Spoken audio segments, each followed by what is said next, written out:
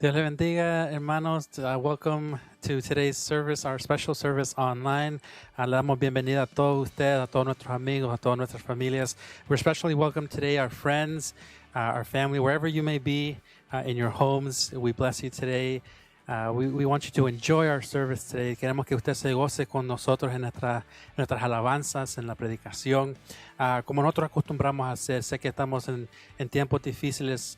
We want you to be part of our church. We want you to feel like you're at church in the midst of everything that's going on. So today, I want you to join me in prayer. Quiero que usted se una junto conmigo a esta oración para dar inicio a nuestro servicio de ahora. Padre Santo que estás en el cielo, te damos gracias, Señor Jesús, por este día que nos has dado. Lord, Father in heaven, we give you thanks for today, O Lord. We ask that you please bless us in the prayer that we're going to have, the prayer that we're going to have, in the worship that we're going to have, O Lord. That your Holy Spirit move in our hearts today, in our homes, with our families. Padre, te pedimos que en la alabanza tú puedas moverte, Señor Jesús. Que tú puedas tocar, Señor, nuestros corazones, a donde quiera que estemos, Señor, y que podamos ser tocados por ti. En tu santo nombre pedimos esto. Amén y amén.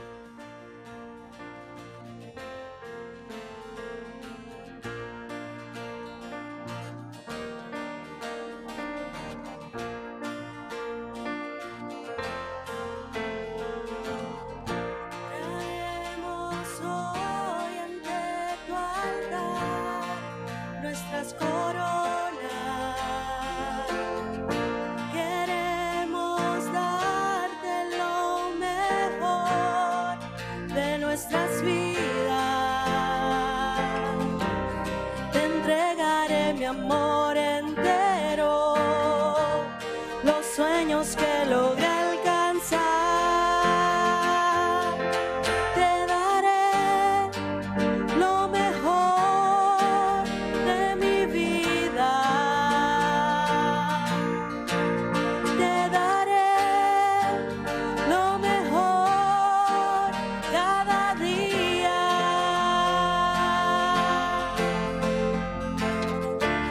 Será mucho más que una canción. Mi obediencia es mi mejor adoración. Traemos hoy ante tu altar nuestras coronas. Queremos darte lo mejor de nuestras vidas. Daremos solo las primicias, pues tú mereces lo mejor. Te daré lo mejor de mi vida. Te daré lo mejor cada día.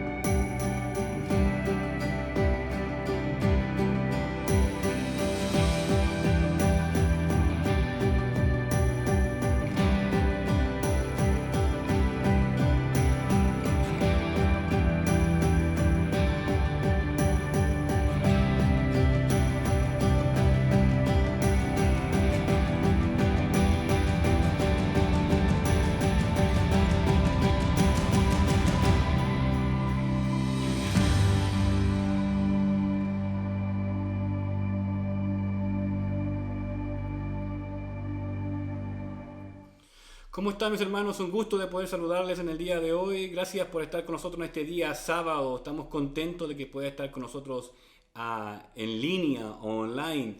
Gracias por sus ofrendas, gracias por sus diezmos que ustedes están contribuyendo a la iglesia. A pesar de que estamos distanciados, gracias por colaborar y gracias por estar junto a nosotros. También a la gente que nos están sintonizando de distintos lugares, gracias por estar con nosotros. Esperamos que ser de bendición por medio de este medio. Amén. Así que agradecidos por estar junto a nosotros. Así que vayamos a la palabra. Ya hemos cantado, hemos diezmado, hemos ofrendado. Ahora vamos a escuchar su palabra. Acompáñenme a la carta de Romanos capítulo 8.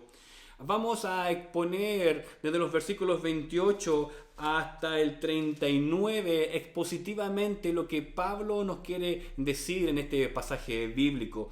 Pero vamos a solamente a leer el versículo 28 de Romanos 8 para trabajar el resto de los pasajes. Amén. Dice así su palabra. Y sabemos que a los que aman a Dios, todas las cosas le ayudan a bien. Esto es, a los que conforme a su propósito son llamados. Oremos. Señor, te damos gracias en este día. Te damos gracias por tu amor.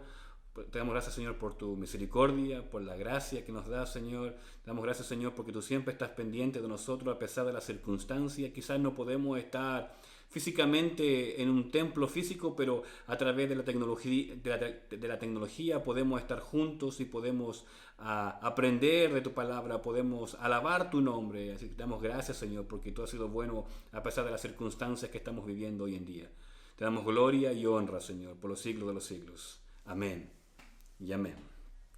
Mis hermanos, vamos a ver en el día de hoy este pasaje de la certeza de la santificación. Eso es lo que vamos a estar viendo hoy. Y lo vamos a dividir en dos partes. Hoy vamos a ver una parte de este pasaje y mañana continuaremos con la segunda parte.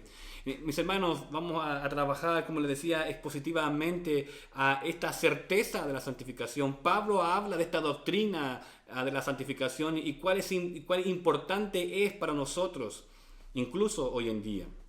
Mire, esta sección de la doctrina de la santificación del creyente sigue lógicamente a la discusión de su objetivo o fin, examinar la meta de la santificación, la esperanza del creyente, la cual aguarda en forma ansiosa y resulta que no tiene importancia esta doctrina a menos que la realización de esta meta sea cierta. Amén.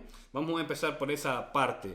¿Okay? Dios provee, mis hermanos, la certidumbre y confirma la esperanza del creyente, ya que la santificación es obra de Dios desde su inicio de la regeneración hasta su realización completa en la glorificación, la cual el creyente se apropia por fe. Eso es lo que va a decir Pablo en su carta a Filipenses, en el capítulo 1, versículo 6. Dice, estamos convencidos de esto, dice Pablo a los filipenses, que el que en vosotros comenzó la buena obra, la perfeccionará hasta el fin, dice, o hasta el día de Cristo Jesús. Por eso que en el versículo 28, mis hermanos, cuando Pablo está exponiendo esta idea, el creyente, comenzó diciendo Pablo, está consciente de la certeza de la santificación y adquiere este conocimiento por la percepción, mis hermanos, espiritual. Asimismo, sabe en forma intuitiva, aunque tal vez no siempre en forma completa o percibida en su experiencia cotidiana, que a los que ama a Dios, todas las cosas le ayudan a bien. En griego o literalmente se podría decir en el original, a los que aman a Dios, Él hace funcionar, marque como sería literalmente en el original, a los que aman a Dios, Él hace funcionar todas las cosas juntas para el bien. Ahora, puede ser que las que las cosas mismas no sean buenas, pero Dios las armoniza, Dios las trabaja en conjunto para el bien del creyente, mis hermanos. La meta es traerlo a la perfección ante Él, cosa que todas estas cosas, circunstancias que estamos viviendo hoy en día, a pesar de que uno puede decir, estas cosas no ayudan a nada, a bien, ni al cristiano y al no cristiano, pero todas estas cosas, todas estas circunstancias que estamos viviendo alrededor, el Señor las trae hacia Él para la perfección. Mira lo que va a decir Judas al capítulo 1, versículo 24, dice, y aquel que es poderoso para guardaros sin caída y para presentaros irreprensibles delante de su gloria con grande alegría, el único Dios, nuestro Salvador, por medio de Jesucristo, nuestro Señor, sea la gloria, la majestad, el dominio, la autoridad, desde antes de los siglos, ahora y por todos los siglos. Lo que está diciendo literalmente, mis hermanos, de que Él, todas las cosas que están en este mundo son perfeccionadas por el Señor, mis hermanos, son poderosos para guardarlos sin caída, dice Juan. Es por eso que incluso las adversidades y las aflicciones contribuyen a este fin, ya que afirma que esta es una actividad continua de Dios. ¿Ok? Su ayuda es para beneficio a los que aman a Dios. Miren la palabra importante que está recalcando Pablo. Este beneficio, esta ayuda viene a los que aman a Dios y están además identificados con los que conforme a su propósito son llamados. Wow, lo que Pablo está escribiendo en estos momentos ya son cosas más profundas. Por eso de que lo conforme a los que son llamados, a los que son hijos de Dios y a los que aman a Dios, a pesar de las circunstancias que están alrededor, Dios las va a trabajar de una manera para que sean de beneficio para el creyente. Es significativo que el amor del creyente hacia Dios sigue después del llamado de Dios y le hace, y sin duda es un proceso o un producto de la morada del Espíritu Santo en Él. Eso es lo que va a escribir en Romanos Pablo, en Romanos capítulo 5, versículo 5. Y dice, y la esperanza no acarrea vergüenza, dice Pablo, porque el amor de Dios ha sido derramado en nuestros corazones por el Espíritu Santo que nos ha sido dado. La palabra aquí, mis hermanos, propósito, tiene que ver con el plan de Dios. Pablo también la empleó en Romanos capítulo 9, versículo 11, en Efesios capítulo 1, versículo 11 y también en Efesios capítulo 3, versículo 11. Es por eso que llamados quiere decir, o la palabra llamados quiere decir, más que ser invitados a recibir a Cristo, significa ser llamado y dotado de la salvación que Cristo da. Romanos capítulo 1, versículo 6 y Romanos capítulo 8, versículo 30. Ahora, en los versículos 29 y 30, estos versículos explican el significado de la frase conforme a su propósito. Mira lo que va a decir los versículos 29 y versículo 30. Porque los que antes conoció también los predestinó para que fuesen hechos conforme a la imagen de su Hijo, para que Él sea el primogénito entre muchos hermanos. Versículo 30. Y a los que predestinó, a estos también llamó. Y a los que llamó, a estos también justificó. Y a los que justificó, a estos también glorificó. Los creyentes, mis hermanos, son aquellos en Dios que Dios conoció de antemano. Esto no quiere decir que sabía con anticipación lo que harían, sino que los conoció con antelación, mis hermanos. El conocimiento previo tampoco se limita a que Dios está consciente del creyente o de lo que conocen en forma superficial. En lugar de ello, indica una relación significativa con una persona basada en la elección divina, desde la eternidad hasta la creación. Y algo importante, nos escogió antes de la fundación del mundo. Efesios capítulo 1, versículo 4. Asimismo, dice Pablo en Efesios, en el versículo 4, capítulo 1, asimismo nos escogió desde antes de la fundación del mundo para que fuésemos santos y sin manchas de Él. O sea, Dios escogió a usted y a mí, mis hermanos, antes de la fundación del mundo para que fuésemos santos y sin mancha frente a Él o delante de Él. Esta elección eterna y el conocimiento anterior significa mucho más que el establecimiento de una relación entre Dios y el creyente, mis hermanos. También incluye la meta o fin de esa relación. A los que antes conoció, dice, también los predestinó porque fuesen hechos conforme a la imagen de su Hijo. Anote al margen primera de Juan capítulo 3 versículo 2. Al grupo entero de personas que fue traído en una relación con Dios en su plan eterno gracias a su conocimiento previo y elección, los predestinó. La palabra predestinó, mis hermanos, a que Dios quiere decir que los separó desde antemano. Dios decidió de antemano el destino del creyente, a saber que sea hecho conforme a la imagen de Cristo. Él predeterminó, dice, que el creyente tiene que ser conforme a la imagen de Cristo. Cuando todos los santos sean conforme a su imagen, a la imagen de Dios, cuando alcance la santificación completa, Cristo será puesto en alto. Entre el comienzo y el fin del plan divino existen 3 etapas, mis hermanos. 3 etapas que aquí lo vemos en el versículo 30. Número 1, dice, los llamó, Romanos 1:6, entre las cuales estáis también vosotros, los llamados de Jesucristo. Lo otro que vemos en el versículo 30, que los justificó, Romanos 3, versículo 24, siendo justificado gratuitamente por su gracia mediante la redención en Cristo Jesús. Y también los glorificó, dice Pablo en el versículo 30.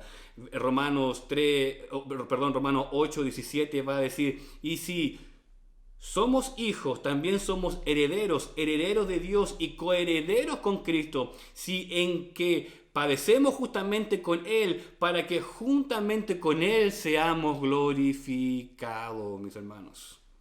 En el proceso no se pierde, en este proceso, mis hermanos, que acabamos de ver, no se pierde ni una sola persona. Dios cumple su plan sin falla alguna. En el verbo glorificó que Pablo está resaltando en el versículo 30, está en tiempo pasado, porque este paso final es tan cierto que la vida divina es como si ya hubiera sido dada. O sea, yo tengo que estar consciente, mis hermanos, como cristiano que soy, de que Dios me glorificó, y esa glorificación yo la voy a ver cuando esté con el Señor, cuando el Señor venga por nosotros. O sea, mi certeza de la glorificación tiene que ser tan firme como la certeza de mi santificación y también como la certeza de mi justificación. Tiene que estar firmes en la vida de nosotros, mis hermanos. Sea glorificado de otra manera, es decir, que los hijos de Dios serán conformados a su Hijo, y este es el propósito final de Dios, porque ya estamos destituidos de la gloria de Dios, o mejor dicho, ya no estamos destituidos, de la gloria de Dios. O sea, este ser glorificado tiene que ver que estamos conforme a la imagen de Dios, que este es el propósito final, y a lo que antes estábamos destituidos, como dice Romanos 3:23, que estábamos muertos en delito de pecado, hoy en día somos parte del propósito final de Dios. Y eso no es maravilloso, ¿no? De ver cómo Dios trabaja en este plan, mis hermanos, preciosísimo para que usted y yo podamos ser partícipes de ese momento precioso que algún día lo vamos a ver, el poder estar con el Señor, el poder ser glorificado, aunque hoy en día estamos con la certeza, mis hermanos, de nuestra santificación. Eso, mis hermanos, tiene que estar siempre puesto en nosotros y entender de quiénes somos en Cristo. Es por eso que los versículos que van a seguir más adelante, los versículos 31 y 32, es asombroso darse cuenta de que el plan divino de salvación es un programa que abarca desde la eternidad pasada hasta la eternidad futura y se llevará a cabo en forma perfecta. O sea, el plan de Dios desde la eternidad pasada hasta la eternidad futura, todo ese plan de Dios es perfecto, mis hermanos, y se está llevando a cabo perfectamente. Así es que no nos desesperemos a las cosas que estamos viviendo hoy en día, sino que confiemos en Dios, porque como dice el versículo 28, y sabemos que los que aman a Dios, o los que están en Dios, los que tienen la certeza de que son parte de la familia de Dios, todas las cosas le ayudarán a bien. Esto es conforme a su propósito a los que fueron llamados.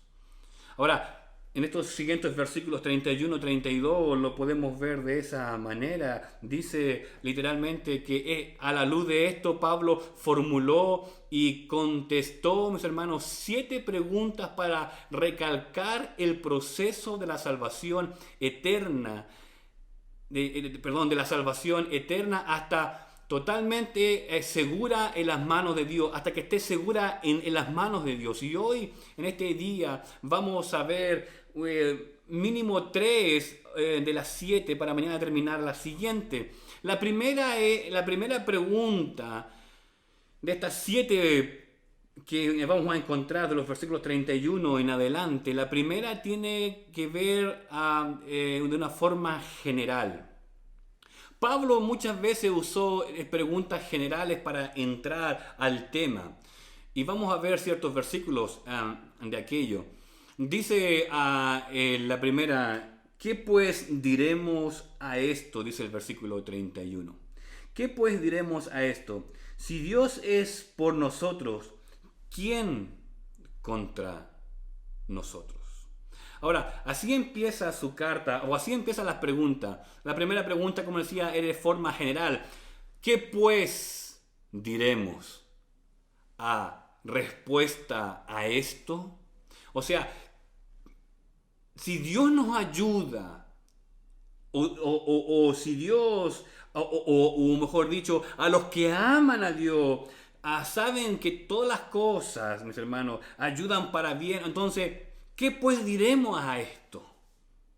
Si mi certeza es de que yo estoy en Cristo, si mi certeza es de que a pesar de la circunstancia su amor nunca va a cambiar, entonces Él va a comenzar esta serie de preguntas, esta serie de 7 preguntas, empezando de forma general. ¿Qué, pues, diremos a esto? ¿O qué respuesta le vamos a dar a esto entonces? Bueno, yo les decía que Pablo muchas veces usó esta forma de preguntar en forma general para dar respuesta, ¿no? Pablo trabajó mucho en eso. Podemos ver la capacidad de Pablo en cómo él va formulando para poder dejar en jaque a la audiencia, ¿no? De poder que la audiencia quede ahí y que diga, y bueno, no tengo respuesta a eso, pero Pablo venía con el as debajo de la manga, sabía cómo responder, ¿no? Mire, Pablo también va a hacer algo parecido en Romanos capítulo 6, versículo 1. Dice, ¿qué pues diremos? ¿Permanecemos en el pecado para que la gracia, o para que abunde la gracia? Entonces Pablo empieza con estas preguntas, ¿no? Que quedan como uno, entonces viene Pablo y da respuesta a las preguntas, ¿no? Vemos otra de eso también en Romanos 9, versículo 14. Dice, ¿qué pues diremos? Dice, ¿acaso hay injusticia en Dios? Y claro, él responde, de ninguna manera. Así como en Romanos 6, 1, él está preguntando y dice, ¿qué pues diremos? ¿Permanecemos en el pecado para que abunde la gracia? Él también va a responder de la misma manera. Él va a decir, de ninguna manera. O sea, no es que tengamos que pecar para que abunde más la gracia. No, ese no es el proceso. Ahora, aquí en Romanos 9:14, ¿qué pues diremos? ¿Acaso hay injusticia? ¿Acaso lo que está pasando alrededor es injusticia de Dios?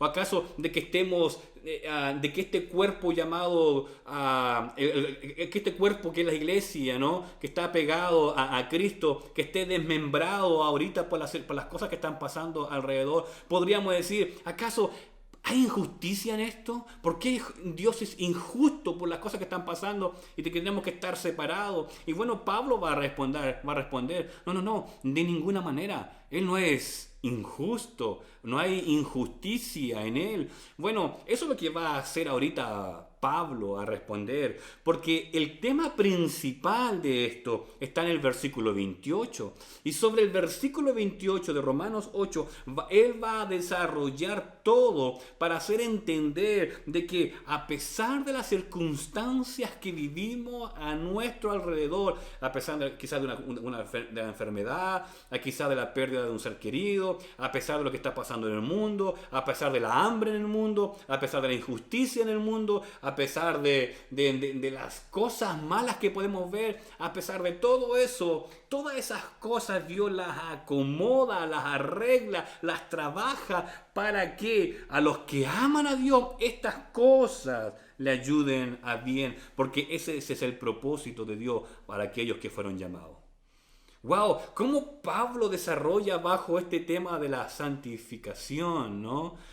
Y lo vamos a ver, mis hermanos. La respuesta a esta pregunta sabemos que está desde los versículos 28 al 30. Ahí está la respuesta a la pregunta que Pablo está haciendo en el versículo 31, ¿no? Porque él literalmente va a decir, o sea, ¿qué pues diremos esto? ¿Quién es contra nosotros? O sea, ¿quién se va a oponer contra nosotros si sabemos que Dios arregla todas las cosas para el bien de los creyentes o para el bien de aquellos que fueron llamados? Bueno, a eso solamente tendríamos que decir aleluya, ¿no? O quedar atónitos, porque lo que Pablo está formulando en este pasaje es profundo. La teología detrás de este pasaje es profundo, ¿no? Es por eso que esto nos conduce a una serie de preguntas específicas. O sea, de esta pregunta general del versículo 31, ahora él va a formular preguntas específicas. La primera es, si Dios es por nosotros, ¿quién contra nosotros? ¿Verdad? Bueno, obviamente Satanás y sus huestes demoníacas están en contra del creyente, pero no pueden, en el último caso, prevalecer ni triunfar sobre nosotros. Eso tenemos que tenerlo claro. El enemigo va a hacer todo lo posible para desviarnos del camino, pero si permanecemos en Cristo, eso nunca va a prevalecer, ni tampoco va a triunfar en nosotros. Dios, mis hermanos, existe por sí mismo. Él es el creador soberano y puesto que está al lado de los creyentes, nadie puede oponerse a ellos en forma exitosa, si es que estamos en el Señor, ¿verdad? Él está con ellos al grado que no escatimó ni a su propio Hijo, sino que lo entregó para nosotros. A eso, mis hermanos, eso es glorioso. O sea, si Él incluso dio su propio Hijo para el bienestar de nosotros, si Él entregó a su propio Hijo, mis hermanos, para que fuera a la cruz y pegara todos los pecados en la cruz del Calvario por nosotros, entonces Pablo está diciendo literalmente, ¿y qué pues diremos a esto entonces? Si Dios es por nosotros, ¿quién contra nosotros? Si Dios da a su Hijo para que muera por nosotros, ¿quién contra nosotros entonces? Si Él mismo entregó a su propio Hijo y los entregó para nosotros, la palabra escatimar, mis hermanos, aquí es la misma que se usa en la Biblia de la Septuaginta y lo vemos en Génesis capítulo 22 del 12, mis hermanos, donde la Reina Valera la traduce como rehusar, ¿ok? Dios le dijo a Abraham que no me rehusaste a tu hijo. No, entonces Dios se dirigió a Abraham a dejar a Isaac a un lado y a ofrecer un carnero como sustituto. Eso lo vemos en Génesis capítulo 22 del 2 del 1 al 14. ¿Ve? Dios, mis hermanos, Dios ofreció a su propio Hijo como sacrificio por el pecado, como lo había dicho anteriormente. Eso lo vemos en Juan capítulo 1, versículo 29. A la luz de este acto supremo de la gracia de Dios, ahora la pregunta es, ¿cómo no nos dará también todas las cosas, mis hermanos? Si Dios entregó a su propio Hijo, entonces, ¿cómo Él no nos dará todas las cosas? para que usted y yo podamos estar bien, para que usted y yo podamos estar confortados a pesar de las circunstancias alrededor, para que usted y yo podamos seguir glorificando su nombre, a pesar de que estamos distanciados en esto, pero el Señor acomoda todo esto para que usted y yo podamos seguir alabando el nombre de nuestro Señor Jesucristo por medio de la internet, mis hermanos. Mire cómo Dios va acomodando todo, ¿no? Mire cómo Dios va trabajando a lo largo de toda la era, a lo largo de todos los años, de los siglos, mis hermanos. Es por eso que Dios hizo el mayor sacrificio de todo, dar a su Hijo. No vacilará entonces en otorgarnos cualquier cosa necesaria para obtener la santificación final, así como, mis hermanos, así como la ayuda para alcanzarla, ¿verdad? Mira lo que va a decir en 2 de Pedro capítulo 1, versículo 3. Dice, su divino poder nos ha concedido todas las cosas. Marquen sus Biblias donde digan todas las cosas. Su divino poder, dice Pedro, nos ha concedido todas las cosas que permanecen a la vida y a la piedad por medio del conocimiento de aquel que nos llamó para su propia gloria y existencia. Es lo que está diciendo Pablo en el en el versículo 28, mis hermanos de Romanos. Él mismo está diciendo, y sabemos que los que aman a Dios, todas las cosas le ayudan a bien. Esto es, a los que conforme a su propósito son llamados. ¿Llamados qué? Llamados por su gloria, llamados por su existencia. Eso es lo hermoso de todo esto. Y eso es lo que podemos ver, y eso es lo que podemos comprender hoy en día de cómo Dios está actuando, de cómo Dios está trabajando en nosotros para que nosotros podamos seguir avanzando en este caminar, ¿ok? Ahora, 33 y 34 los versículos, mis hermanos. Las siguientes dos preguntas, y aquí vamos a hacer nuestra conclusión para continuar en el día de mañana, ¿ok? Las siguientes dos preguntas, mis hermanos, que Pablo hizo y contestó son de naturaleza legal.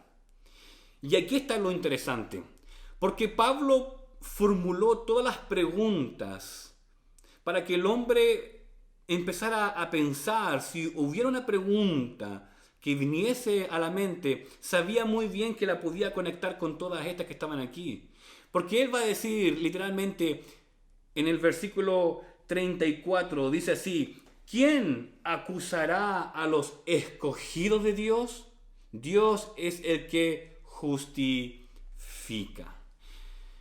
Y aquí en esta palabra donde dice ¿quién acusará? Viene del griego viene del griego de la palabra griega, enkaleseis.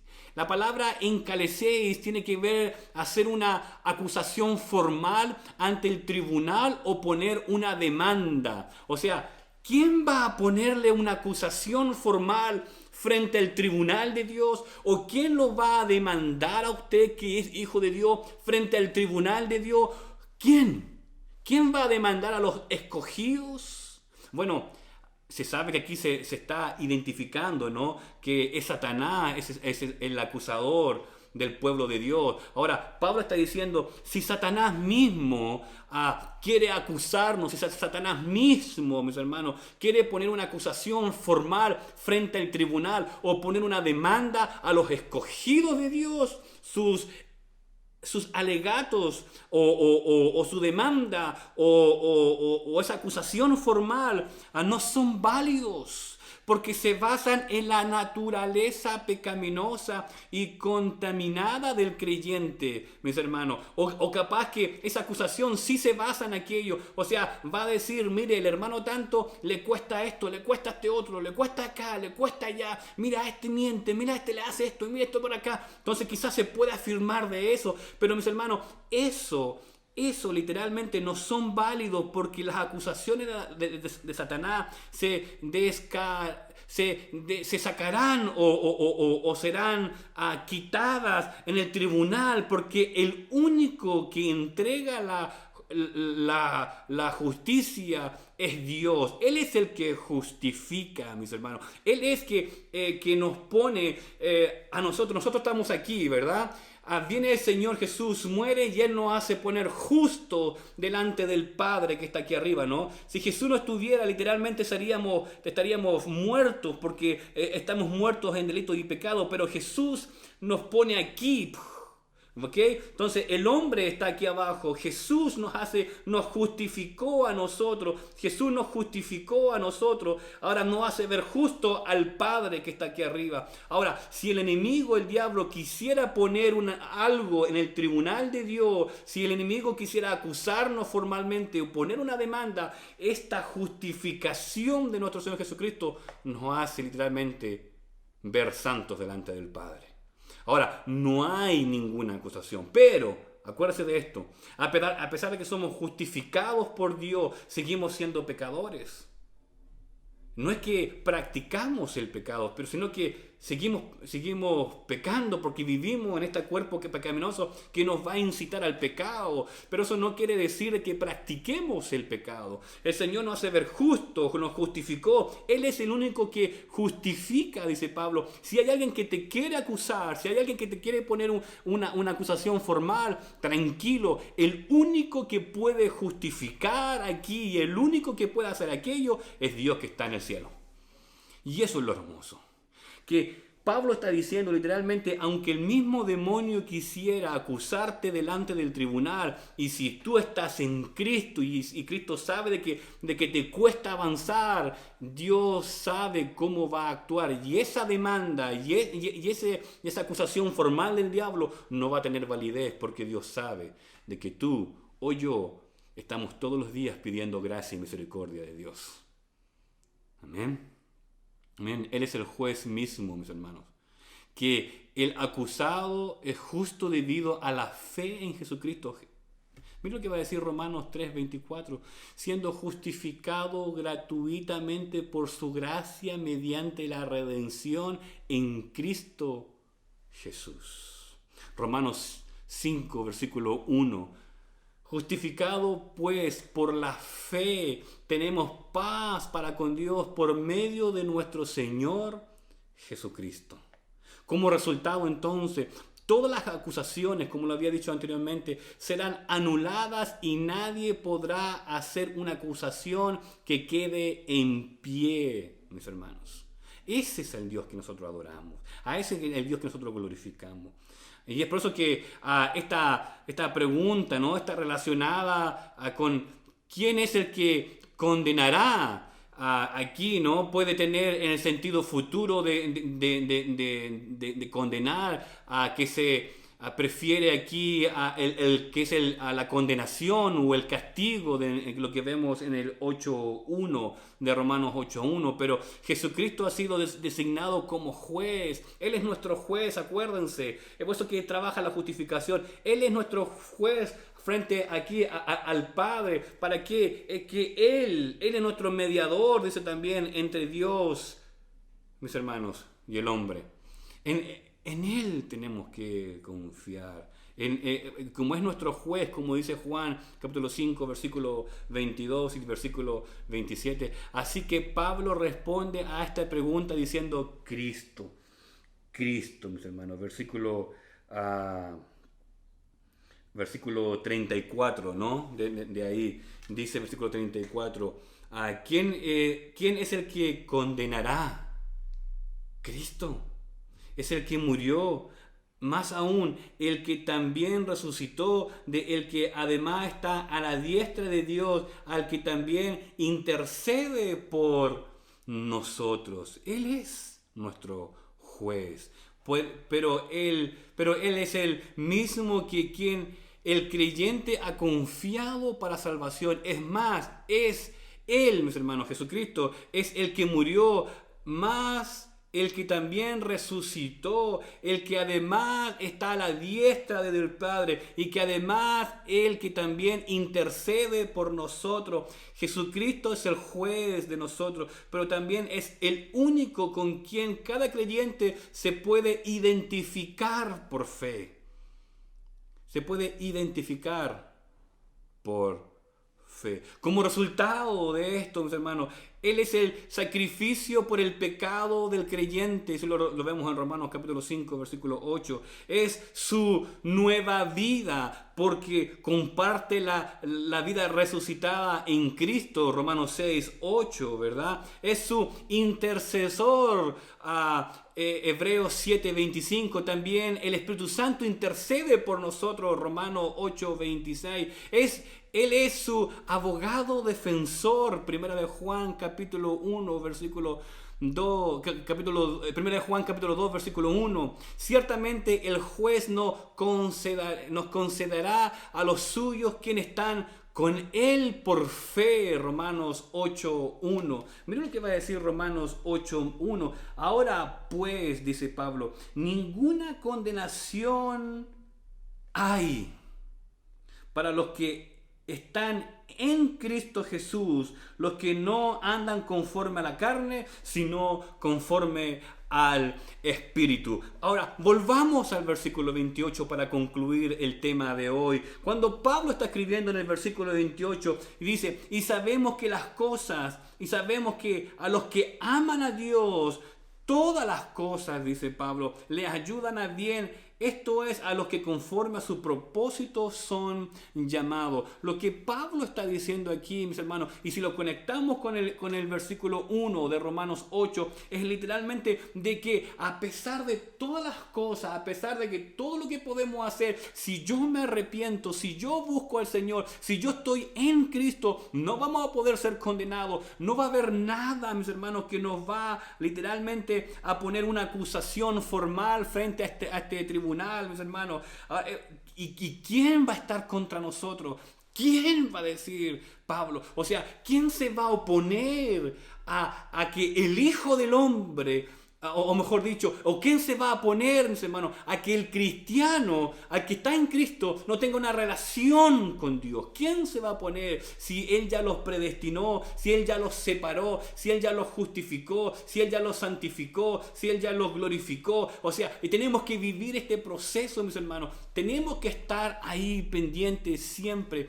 No hay nada, ninguna cosa alrededor que me pueda quitar del amor de Dios, mis hermanos. Es por eso que el versículo 35, y eso es lo que vamos a desarrollar el día de mañana, la segunda parte, porque el versículo 35 dice, ¿quién entonces nos separará del amor de Cristo?